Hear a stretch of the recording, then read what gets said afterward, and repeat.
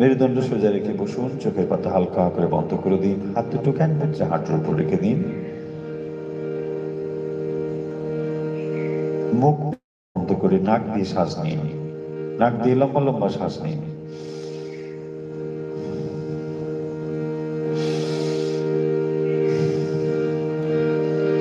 এবার লম্বা শ্বাস নিয়ে একসঙ্গে করব ওঙ্কার। এই বিশ্ব ব্রহ্মাণ্ডের যে যেখানে রয়েছেন সকলের মঙ্গল প্রার্থনা করি। আমরা এখন সমবেত ওঙ্কার করব। আসুন সবাই আমাদের একসঙ্গে করি।